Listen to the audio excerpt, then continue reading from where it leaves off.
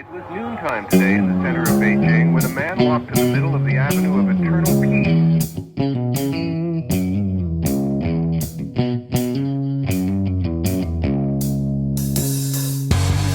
All right, welcome back to the Survival and Basic Badass Podcast, Kevin and Chuck.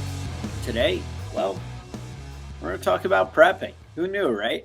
Well, we're going to talk about prepping and kind of the Mormons' take on it. Because I got to say, there's a lot of insight that can be gleaned from what they do.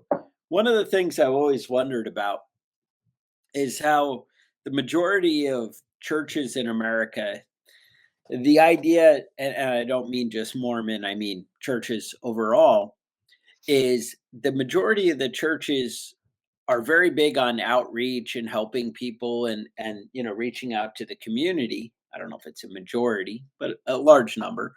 But one of the best ways to being able to help others is by being prepared and able to take care of yourself so you're not the burden.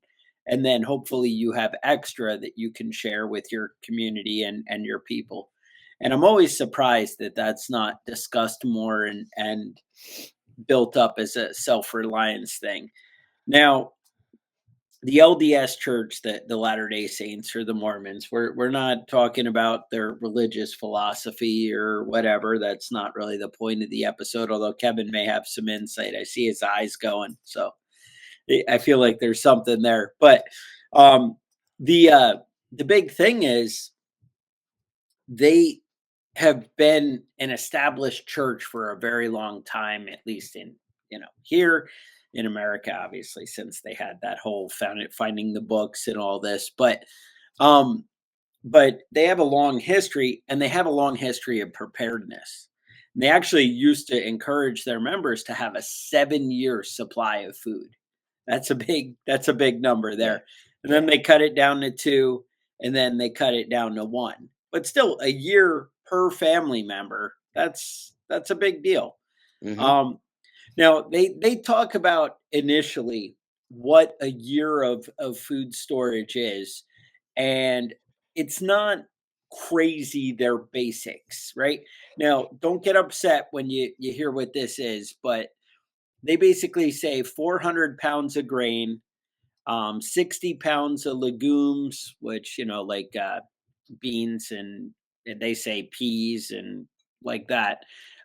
Powdered milk, 16 pounds. Cooking oil, 10 quarts. Sugar or honey, 60 pounds. Salt, 8 pounds. And water, 14 gallons, which they say is a 2-week supply.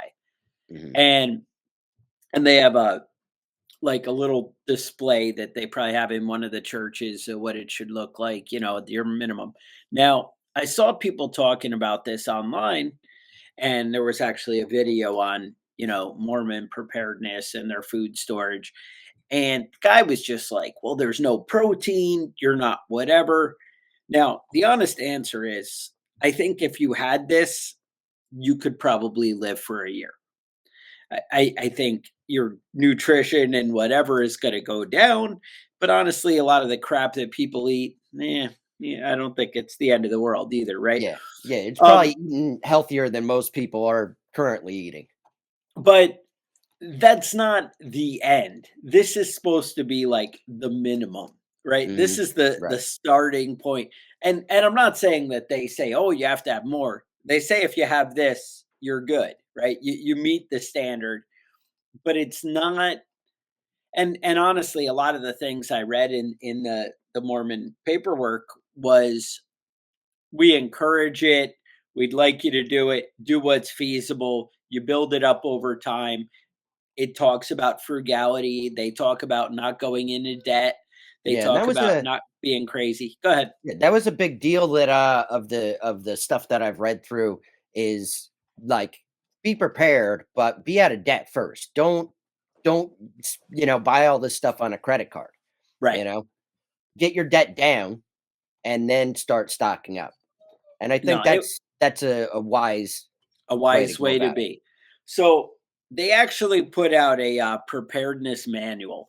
And as far as I can tell, everywhere, actually, I went on their website, and what they sent me, the most current one is actually from 2012. So Mhm. it's been around a little bit. Um, the book is available on Amazon. It was like 34.95 or something along that line. I felt very expensive. Um, they had another option which I actually bought was 5.95, and I believe this is from 2011, and it is missing some of the information, but it was $5 versus 35, and I'm pretty cheap. And I also, at that moment when I made my impulsive buy, I didn't know what I was getting into as far as the book, if it was going to be a complete waste of my time or, Right. whatever. Um, they do, however, I'm going to put a link in the notes. We finished the live and then I update all the links. I'm not smart enough to get the links in for the live episode. Um, but I'm going to put all the links in there where you can get a free PDF of it. And it's not a big deal. I do know if you search Mormon preparedness download manual, it's AVOW is what it says in the description. They'll send you a link to the PDF and whatever. And I did get, that was like 3 days ago. I think I've gotten one more email of, hey, want to be a Mormon kind of thing. So, you're kind of stuck after that. But luckily I used Kevin's email, so we're good. Secret of the pros right there. So Mhm. the manual I actually found to be exceptional, and we're going to kind of go through it and talk about it. Um, let's let's talk about kind of their philosophy first. Kevin, you did a lot of insight more into that, right? That was you listened to some sermons. Boy, I did. I did. I went through a couple hours worth of LDS sermons, and boring, but uh smart. There are a lot of smart guys in there with a lot of valid opinions and valid ideas as far as this stuff goes. As far as being prepared for yourself, your family, and your community. It's also uh, encouraging your friends and neighbors to do the same thing and helping them out to get prepared. Which you know that's a good idea. You don't want your neighbor banging on your door looking for your food. You want everybody around you to be prepared as well. 100%. Um, that's the big thing. I mean, if we can prepare as a community or, as church, whatever your group, even as a neighborhood, Mhm. then, one, you can plan in some redundancy and, and where you need extra protection.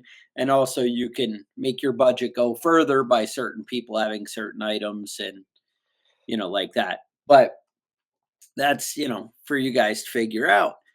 But yeah, no, I was really excited. So yeah, we can jump right into it. The manual, what I found was pretty awesome is the preparedness manual is just a bunch of stuff they pulled offline.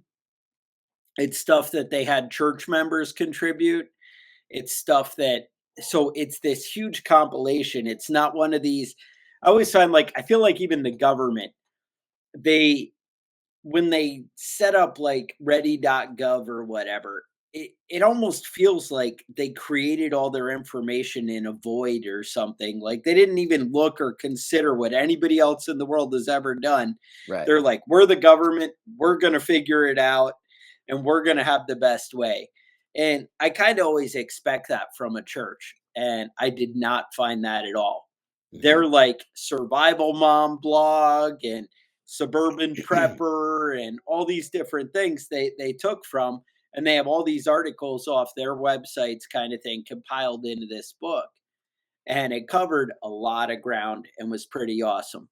So I figure I can take you guys through some of this stuff, and it was kind of crazy. I was pretty happy with it. Just trying to figure out how to share a screen. All right, so there was like they have basically principles of preparedness. It started out with frugality, seek to be independent, become industrious, and they actually talk about, kind of learning the skills. Kevin, you said in a lot of the sermons you heard, they were talking about, sewing and some of the basic skills that people don't always have anymore, right? Yeah, I thought it was kind of funny listening in one of the sermons. One of the guy was one of the. I mean, he must have been 180 years old. He was ancient looking, but he was upset because modern women were wanted to have office jobs and Right, they weren't right, doing handicrafts anymore. They weren't mending clothing and that sort of stuff. And I think it's really you don't have to be a woman to be handy. frugal and to be Right, able to, I mean, I was in the Navy. I spent a lot of time fixing patches and fixing my uniforms and, you know, I know how to sew. I can fix my own clothing. I can make my own clothing. I think most people should be able to do it. It's a basic skill. You don't have to spend all your day you know, sewing and stitching, but knowing how to do it is basic a basic skill that everybody should have. right. And that was like one of the things, though. I mean, their preparedness manual, like I was saying, if it's definitely not like a homesteader manual, right? It's Mhm. not like, Right. hey, here's how you go out. And one of the things I love about it is in the first article is this is not a emergency manual, it's a preparedness manual. And they Mhm. say you shouldn't go read this book after something bad happens. You need to read this book before, because it's preparedness, and you need to, establish these things in your house and learn these skills and deal with things, and then you're ready for when things happen. And one of the things it talked about was had a big article on normalcy bias. How many people overlook that? That's one of the Mhm. big things we talk about on this podcast, because people are like, oh, well, it's not really that bad. These bad things aren't coming. I don't need to. And then they Right. find themselves put in a corner where they don't have the supplies and the things they need. Um, it has huge checklists.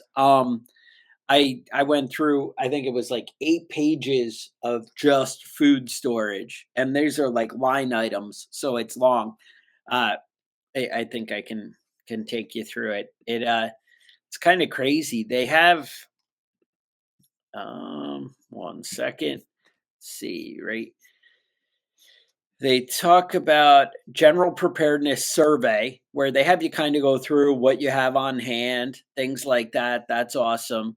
They talk about levels of preparedness, like how long you can go without, something bad. Um, they talk about buying the stuff, and that's one of the things. They have the LDS store. You can actually order a lot of the canned stuff online, and they are open to the public. There's a lot of stuff. I'll put a link to that. They also have LDS stores like around. I don't know if the stores are, open to everybody.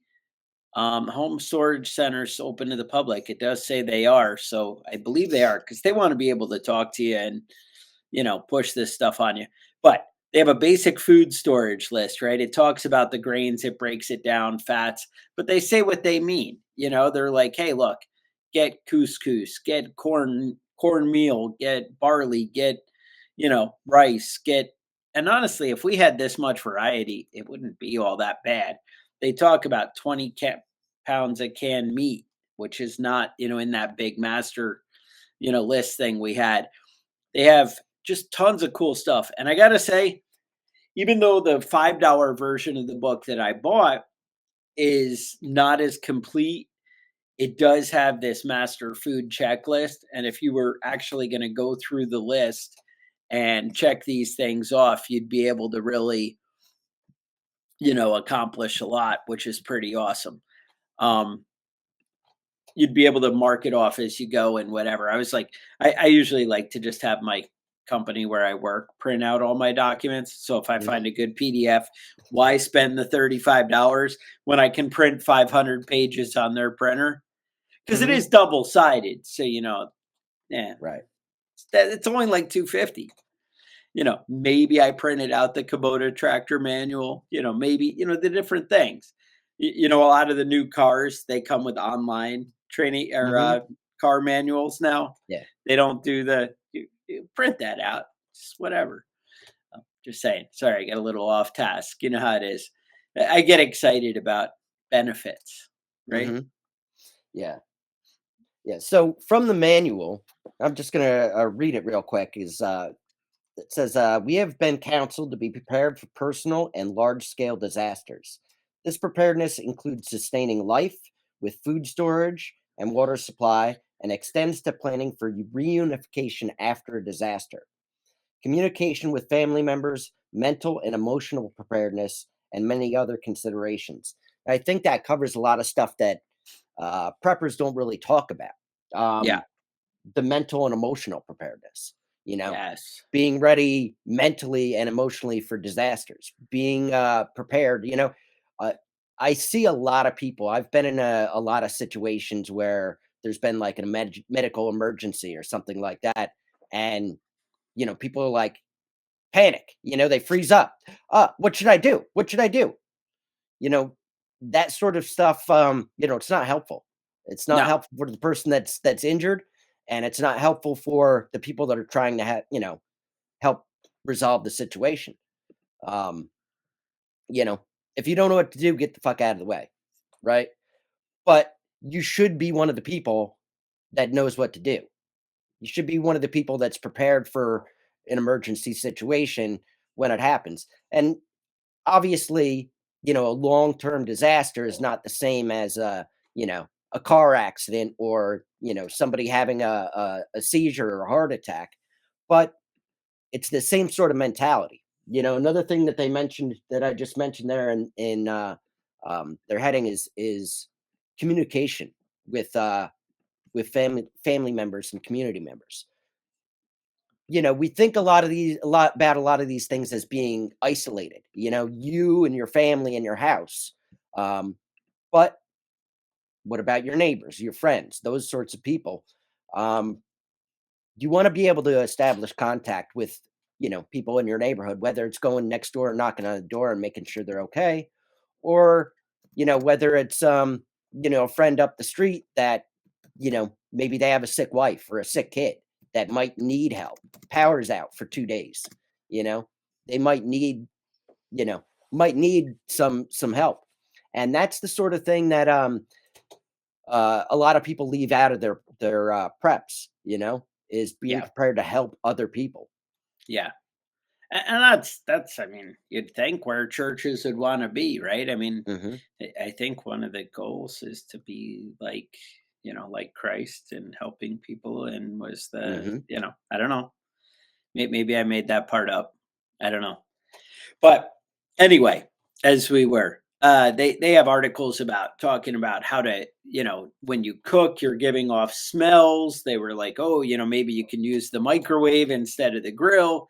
Kevin, I think, was mentioning to me earlier, you don't want to cook fish in the microwave. It ends bad. Yeah, yeah. Who hasn't had a workmate that used the kitchen break room, or the break room to microwave fish, and stinks the whole damn place up? And then you heat up your coffee later. Yeah, and it tastes like fish. Nobody Yeah. wants that. Yeah. No. Don't do it.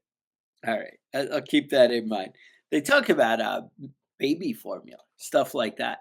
Hmm. It's funny. It brought to mind, there's a prepper novel I was just reading, and they had no baby formula and we're kind of stuck. And the kid was like, weaning off, nursing and that kind of thing. And they ended up saying that you could use, if you cook rice, using that leftover water Hmm. actually has a lot of the nutrients, and that's actually a great substitute for baby formula. And I kind of Hmm. checked into that. Obviously, you're not getting all the nutritional value, but you're getting more It's fat and better stuff than in there yeah, than, better than yeah, just that's going to water, help the right? baby, right?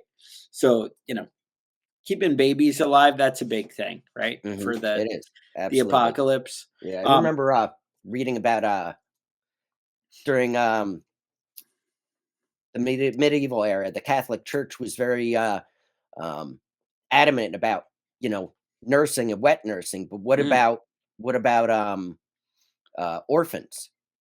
And so you want to use the milk that's gonna promote the the virtues that you want a child to have, an orphan, right? Smart. So you don't Smart. want to use cow's milk because cows aren't really, that's not Are really they the thing. virtuous? Yeah, no. No. Donkey milk. I didn't even know that Yes. that was a thing. But if you can get donkey milk, That's the go-to. that's gonna give the children the virtue that they need. Because you want kids to be like donkeys, I guess. I don't know. I don't know But I've the often said reality that of my donkey. kid's an ass, so, maybe that's Yeah, could be something to do with that. Kevin, that's horrible. Horrible. No, I didn't read anything about storing whiskey in the preparedness manual. They didn't have anything about alcohol being stored in there. Now, I Mm. know they I have know they don't certain drink coffee stipulations. either. They don't they don't drink hot drinks. Is that what So it is? coffee and tea are excluded, right? I think that they implied that hot drinks were caffeinated. But you can find LDS members all over the place drinking Monster energy drinks and things like that. Not coffee though. Is that like the Jewish people with Christmas trees, though? Yeah, I thought so. You hear the pin drop. Yeah, it's the listen, Kevin. I'm not gonna be here splitting hairs on somebody else's religion. I'm not a No, Mormon you're not myself, going and to so I'm set the not gonna moral try and standard for yeah, I'm everybody. not gonna try and tell people what they should and shouldn't be doing in their religion. Oh man, no, it's an ugly world. But yeah, the manual was just awesome. I was super excited about. I had to say it's 500 pages, but being able to like read through, they talk about generators. It talks about toilets, garbage disposal, and the thing is, like I said, it isn't some clown who's like, yeah, I'm just going to put together all this stuff like out of his mind. He went and found, hey, this guy wrote a really thorough article on this, on, dealing with sanitation. And he went and, you know, put that article in here. Emergency lighting, they talk about headlamps and your everyday carry, lanterns, small, large, different, what to store as far as fuel for your lantern. Um, there's like 8 pages on lanterns in here. So it's Yeah, like yeah, emergency heating and cooking, wood, propane, white gas, like Coleman fuel, kerosene, charcoal, sterno. They talk about not using the charcoal in the house. Something about carbon monoxide. I don't yeah. know. They talk about the Yeah, I clothing think you want to store. I Yeah. think a couple of people died in that storm Texas had Oh a few yeah. years ago because they brought their grills inside. So, to keep the house warm, to keep from Yeah. freezing to death, and Yeah. then, that's no good. That's The no lack good. of Poisons you. oxygen tends to get you. Yeah. Yeah, They have articles on defense, and how that might become an issue. They talk about money and having cash on hand. I mean, that's pretty awesome. Bugging yeah, out, staying in the city. I mean, for one manual altogether and having, but like I said, it's not like a how to, it's not like a SAS manual. It's not a how to farm. It does actually have a big section on seed storage and what seeds you might want to store. right. They go through a big list on that. I mean, to me, that's pretty awesome. I mean, Yeah, it really does cover um let's see, temporal preparation. That was the ones we were just kind of going through. Space cramp, and when you hoard everything and end up with too much clutter. So that's, articles on everything. Emergency generators, I think I mentioned that. Um, Protecting yourself from terrorism, Homeland Security's advisory system, avian flu, quarantine, nuclear disasters, what to do after nuclear disasters. Like mhm, that's pretty awesome for, a church preparedness manual. I yeah, got to say, for a church to care about its members that much, to put something out like that and actually encourage it and push it from the pulpit as something, hey, this is important. And it actually has a big chapters on spiritual preparedness too. It says mhm. the author is JC. I was trying to figure out who it was, but I couldn't find the name. Wherever that Um, is. but the they had all that stuff, that's looking out for your people. I mean, these are the things that are going to matter. One of the best ways to help people is to have them help themselves, right? To teach Mhm. them the preparedness skills to take care of themselves. Now, I agree, they're not, outdoor, although I think they do have a big like camping program and things they do, but kind of like the scouting stuff, right? Um, but having your members prepared and store the stuff they need and take care of things, that's pretty awesome. It's awesome to take care of your people and, look out for them. I don't Yeah. know. Yeah, I know Thoughts? some of the headlines in the some of the bullet points in the manual were evaluate disasters and disruptions. And I think that's a valid point is to watch the news, see what other people are doing to survive disasters. Yeah. Plan for disruption. So be ready for that sort of stuff. Develop a communication plan, which I think is underrated. I know we talk about ham radios and we talk about battery powered radios and crank powered radios and things like that. But I think that's really an important thing to keep up with. Create a reunification plan. So being able to get in contact with your family members. Um, Plan for special needs. There's a lot of people that have medical situations that aren't necessarily common, you know, Mhm. but require additional provisions.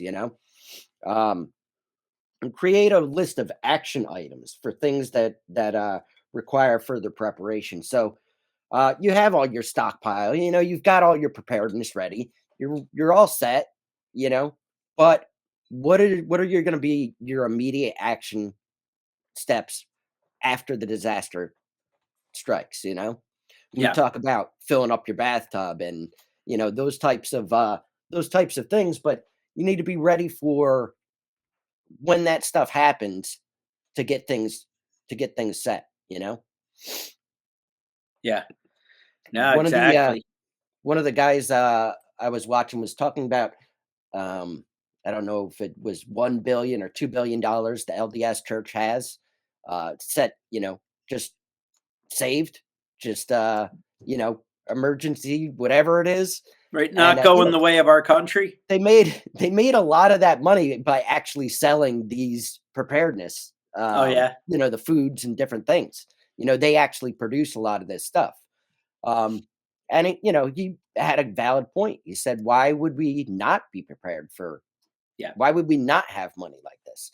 Right. Joseph said, or was it Joseph? I think it was Joseph that, Right. um, The found the yeah, things. it was Yeah. during the Egyptian period, that he had a dream that a Oh, drought was coming or a famine was coming, okay. and Yeah. they had 7 years to stockpile, and then when the emergency came, they were prepared for it. People Right. were coming to Egypt to get Right. food As the and go water. to. Right. Hmm. Right. And So I think that's the Bible does teach about that sort of stuff, about absolutely. taking the time of wealth, and plenty, and being That's prepared it. for when In that the spiritual situation comes. section, it does go through a ton of scriptures to, why Hmm. we prepare, why it's important and whatever. And it does lay out a big outline of why you should be a prepper, like the Hmm. biblical why be a prepper section, which is pretty awesome. I mean, it's you back up what you say with your faith. That's pretty cool. I can't Yeah. knock that.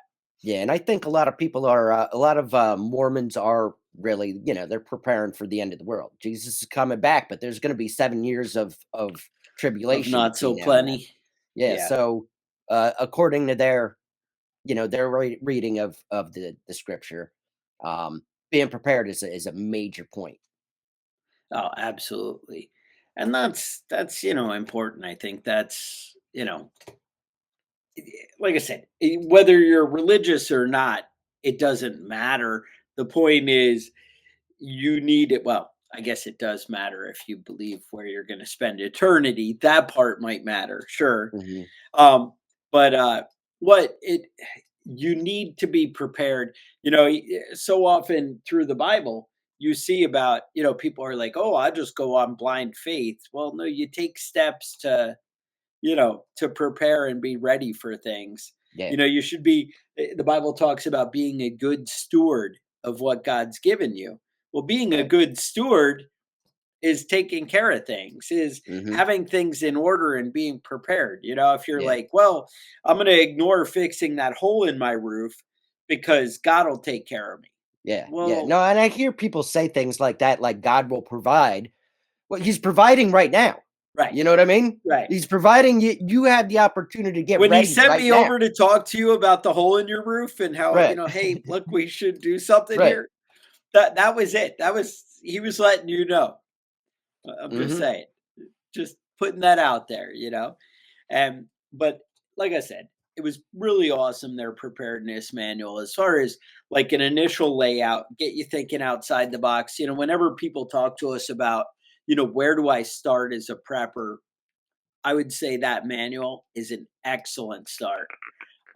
Reading through it, understanding the concepts and of preparedness, and then actually having a plan to put in action. It actually has a, like, how to lay it out, and go through it, like, buy this each week to slowly get there.